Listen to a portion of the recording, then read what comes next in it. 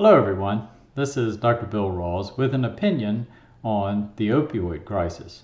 I think everybody's aware that we've got an opioid problem going on in the United States, Europe, and really worldwide. Now, opioids are the same thing as narcotics. On the street, that's heroin. In hospitals, it's morphine injections. And in doctors' offices, it's drugs like Percocet. Percocet is an orally stable form of the narcotic that's typically mixed with Tylenol or aspirin. These drugs are really excellent for acute pain, for acute trauma, for use in the operating room, and post-operative pain. They're really essential. The problem is they're really terrible for chronic pain, and that's what they're being used very widely for. Percocet prescriptions are very widespread across the country in primary care offices, and they have been for 30 years, and they just don't work for chronic pain. The problem is the way that these things work, what they're doing. So anytime you have a drug that has an effect like pain relief or anxiety relief, it's typically hitting receptors of some other chemical messenger in the body. In this case, it's endorphins. So we all hear about endorphins. That's what you get with the runner's high. And it's really what our body produces to keep us from being a bundle of pain all the time. So if we didn't have endorphins, we wouldn't be able to get up out of the chair. We would hurt so badly. So endorphins just keep down that normal level of pain with movement. Narcotics, morphine, heroin, all of these drugs basically act the same way as endorphins in our body. And the problem with that is if you do it acutely for several days to a week, it's okay. But if you do it chronically, you start suppressing endorphins more and more and more and more. So you lower the person's pain threshold until any amount of pain is excruciating. So they really end up working against you if you use them chronically because you suppress the endorphins so much. That's why they're habituating. Because if you suppress endorphins and then you take the narcotic away, people go through withdrawal symptoms and have terrible, terrible pain. So it can be really disruptive to someone's entire system.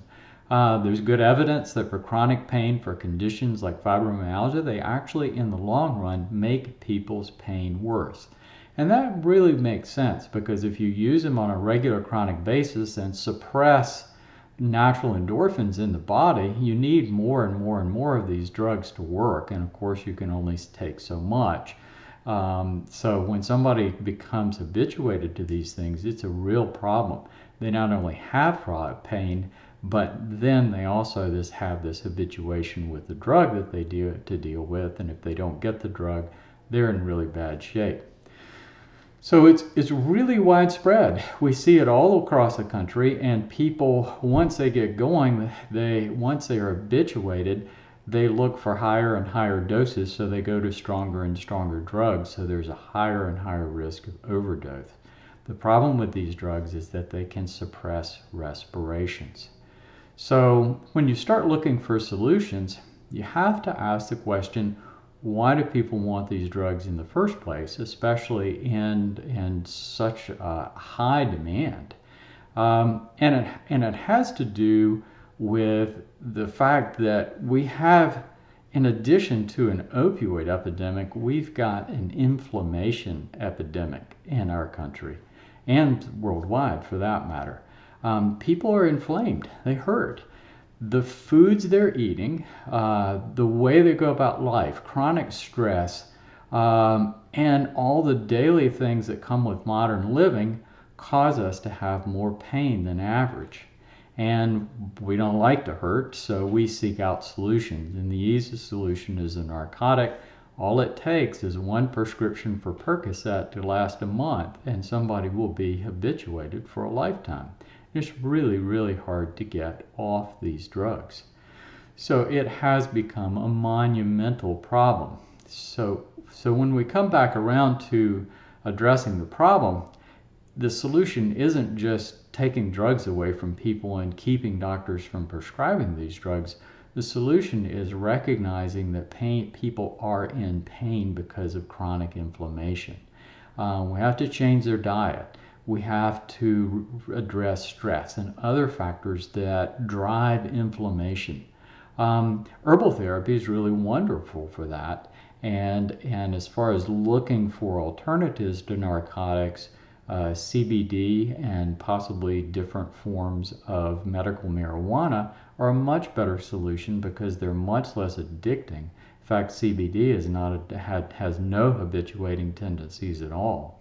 And they don't cause respiratory depression, so you can't die from them. They will not kill you.